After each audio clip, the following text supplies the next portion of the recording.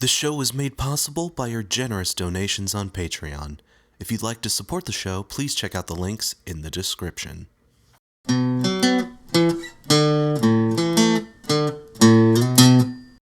Heyo guys, Crash Thompson here, and welcome to the first episode of I Love This Song, which is exactly what it sounds like. On this show, we're just going to talk about individual songs that I really like. That's really the only criteria here.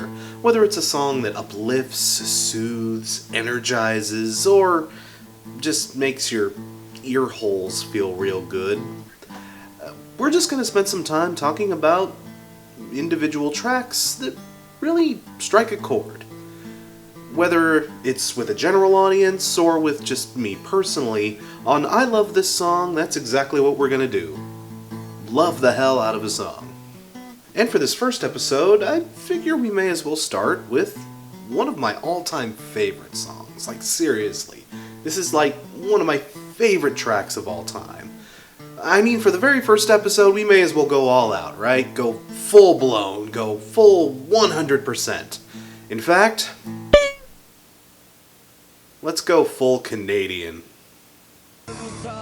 This silver-haired fox, who looks like the IT guy your dad used to work with in 1986, is a singer-songwriter named Bruce Cockburn. And before you even say it, I know it doesn't look like it's pronounced like that, but just trust me, it's pronounced Cockburn. Don't feel too bad, I've made that mistake myself. You think you know a cock when you see one, but Now, despite releasing over 24 albums over the span of 45 years, yes, really, Cockburn never really got terribly popular in the States. But in Canada, this guy is kind of a big deal. Like 13 Juno Awards, a spot in the Canadian Music Hall of Fame, a spot in the Canadian Broadcasters Hall of Fame, several honorary doctorates, a Diamond Jubilee Medal. Kind of a big deal. This guy is basically all the things Chad Kroeger will never be. And while your average Yank probably isn't going to know too much about this guy, he's received more than enough love in his home country to kind of make up for that. I mean, the guy's certainly not lacking in accolades. Not unlike other bands I've mentioned on this show before.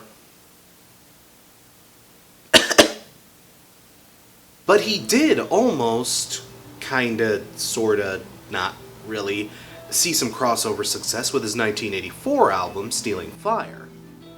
That album had two very notable singles, one of which even made its way onto the Billboard 100. That song in particular being called If I Had a Rocket Launcher. And no, I'm not kidding. That's what the song is actually called. And it's freaking amazing. Seriously, go look it up sometime. It's absolutely wonderful. In fact, we'll probably cover it on the show at some point. But the song I want to focus on today is the other single from that album, called Lovers in a Dangerous Time. This song, oh man, guys. Musically, this piece is just a perfect time capsule of 80s pop rock. It's driven almost entirely by the rhythm section. That dominating bass line just creates a thick, chunky, choppy pulse for the melody to construct itself around. And the bouncy, snare-heavy drums also do an excellent job of syncing with the bass to create a vibrant, almost marching band sort of beat. I love songs like this where the rhythm sections really get a chance to stand out. And that's not to slam the guitars by any means, they're also very good.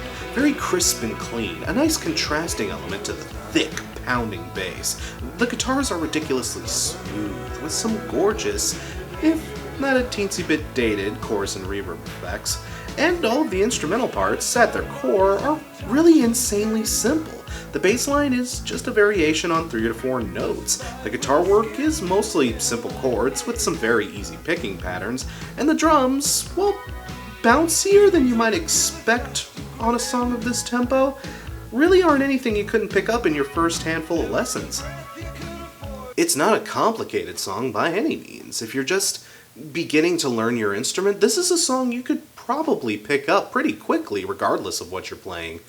It's not technically extravagant or flashy, but it doesn't have to be. It's a song that stands on its excellent construction and its brilliance in general execution and crafting. Its simplicity made beautiful through elegant execution. The song gives off a very early U2-ish kind of feel. It's very Joshua Tree in its construction. Which, given that Bono himself would later go on to not only cite Cockburn as an inspiration, but to go as far as referencing this song specifically in one of U2's later works. It's pretty easy to see where he got some of his ideas from. Do you like how Joshua Tree sounds? Well then, you have this nerdy looking guy to thank. Which, by the way, since we're on the topic, oh god, let's talk about these lyrics. Again, simple construction, simple delivery. Just 2 verses, a chorus, and a bridge. Song structure 101. If you can't make this work, then drop the fuck out of the music major. Like I did. But again, it's simplicity made beautiful through elegant execution. Don't the hours grow shorter as the days go by? You never get to stop and open your eyes. One day you're waiting for the sky to fall. The next you're dazzled by the beauty of it all. This verse sets up the environment for it. It provides the setting.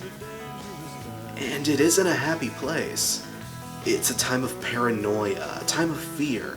You never get to stop and open your eyes, because you yourself are in constant, unrelenting danger, being lorded over by some kind of force, whether it's the tightening grip of an authoritative power, an anarchic breakdown of society, or something else entirely. It's a time of constant, feverish, unrelenting danger. You know, the way every good old-fashioned love song starts. The 2 lines at the end really drive this verse home. One day you're waiting for the sky to fall. Just hammering home the sense of sheer peril, illustrating the bewildering sense of relentless caution it takes simply to stay alive in this universe. It's quite unsettling. But despite the sheer overwhelmingness of life in this world, there's still a small flicker of hope. The powers behind this chaos, the unrelenting force of fear, there's one place, one tiny place, where even its long, extended, poisonous tentacles can't reach and pollute and corrupt.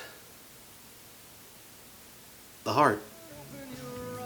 Because even while you're waiting for the sky to fall, you can still find hope in something as simple as the gaze of a lover's eye. And even in a world driven mad, you can still be dazzled by the beauty of it all. Even in a dark, dismal setting such as this, love can and does exist, and even flourishes. The second verse hammers this point home even further. These fragile bodies of touch and taste, this vibrant skin, this hair like lace, spirits open to the thrust of grace, never a breath you can afford to waste. Tee-hee, that verse is about fucking. At least, I think it is. It certainly emphasizes the physical act of love. I have no idea who Grace is, but it sounds like she's in for a good time. All facetiousness aside, though, I want to get super nitpicky here and focus on the third line. Spirits open to the thrust of grace. Now, in the previous 2 lines, we focused primarily on physicality. Words like bodies, touch, taste, skin, lace. These words evoke the sensual. They're meant to connect to our more basic senses, feeling, sight, taste, etc. It creates the image of physical love very clearly and vividly in your head. It's an image of 2 people being physical with each other. But that in and of itself certainly isn't unique. I mean, nearly every songwriter focuses on sex at some point. From Marvin Gaye, to T-Rex, to the Red Hot Chili Peppers, to the Bloodhound Gang, sex is not something that's hard to write about. Hell, I think even the goddamn Gaithers have a sex song, don't they? The king is coming. Writing about sex is certainly not unique. It's not even terribly difficult. But writing about intimacy, genuine intimacy, especially when that genuine intimacy is expressed through physicality, that's a bit trickier. And here's where the third line comes in. The sentence is still rooted in physicality with the verb thrust, but we also see something more, something beyond the sensual. The subject spirits reminds us that, in this case, there's more going on here than the physical act itself. The human spirit, whether you believe it to be an actual metaphysical part of the human structure or a metaphor for human consciousness and personality, is something that is pretty much unique to us as humans. At least the concept is. Sex, for a lot of people, is an expression of that human spirit.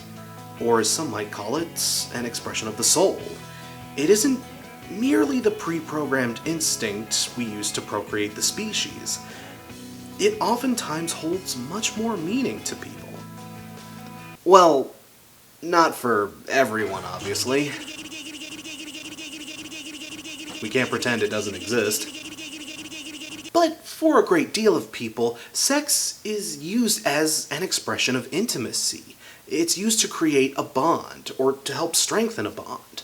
It's an expression of love, an expression of the things that set us apart from other living creatures. I mean, love, the way we humans most often define it, is something that is pretty much characteristic only to us. This is something that is uniquely human. I mean, at least I think it is. I don't know, does this look like love to you guys? How about this? Are we getting anywhere with this? Are we human or are we dancer? Help me out here. Okay, so why am I rattling on about the nature of humanity like this? Well, because ultimately, at its core, that's what the song is about. In the fourth line, we're reminded again of the environment this song takes place in. Never a breath you can afford to waste. This song takes place in a time where the very humanity is being robbed from people. In some form or another, the basic tenets of being human are being taken away, or at least not being able to be freely expressed. And these two lovers, with their embrace, are rebelling against the tyranny of that.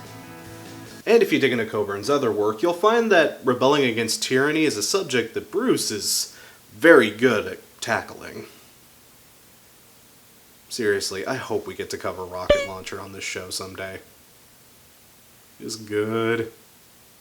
And the urgency and need to remain human under these horrifying circumstances is fully realized with some of the most eloquent, insightful, and brilliant lyrics ever written in modern musical history.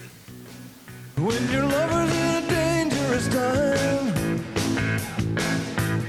sometimes you're made to feel as if your love's a crime.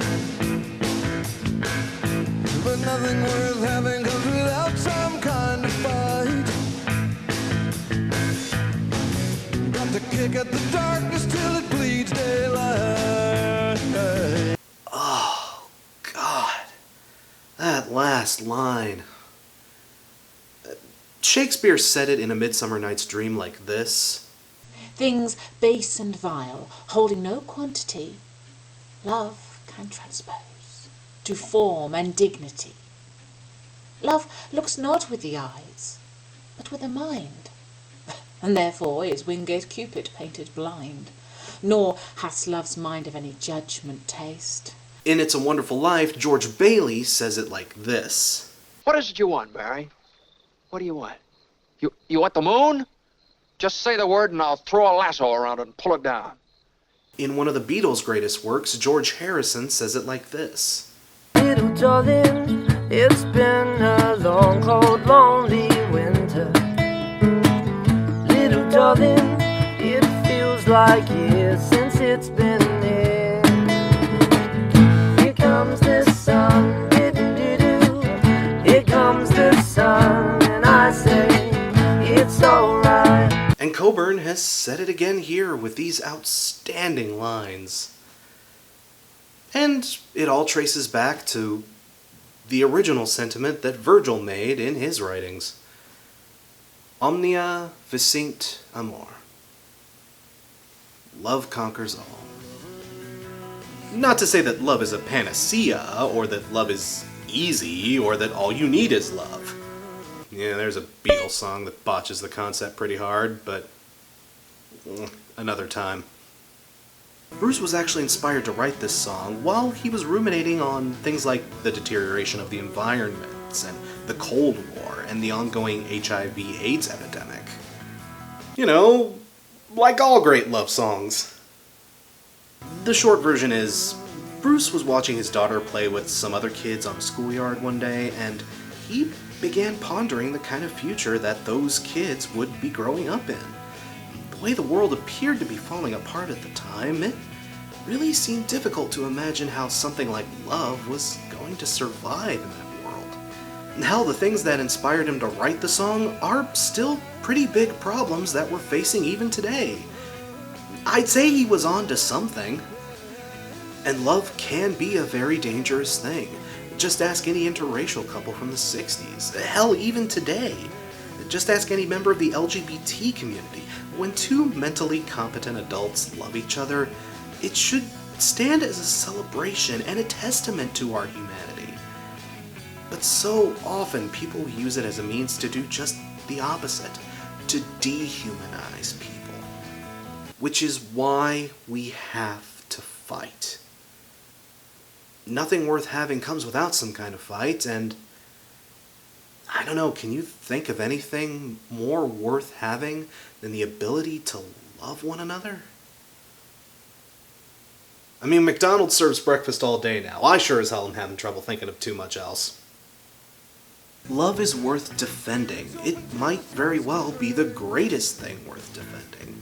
And when darkness shrouds us, we have to kick back.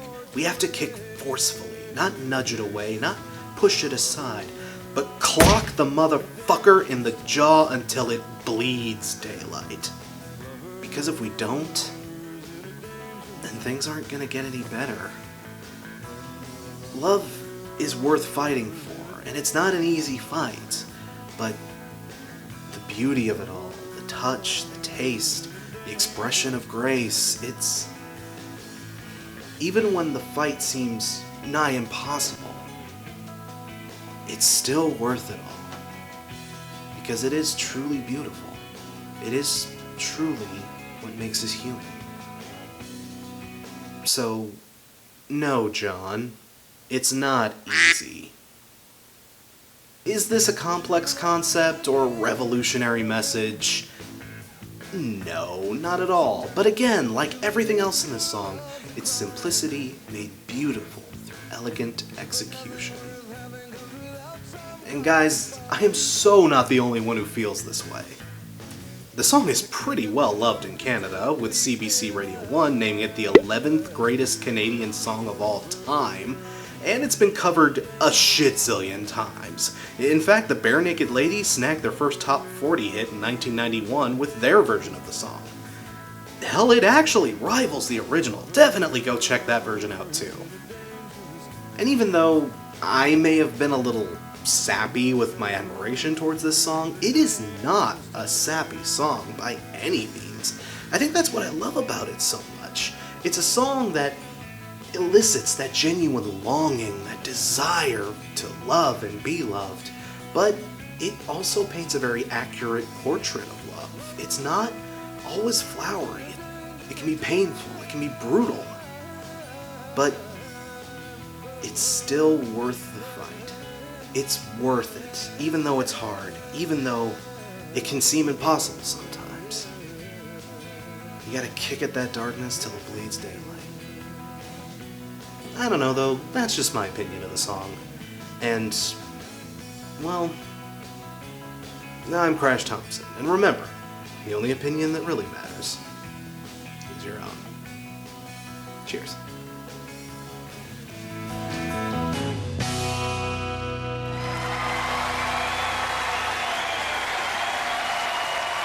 Lovers in a dangerous time.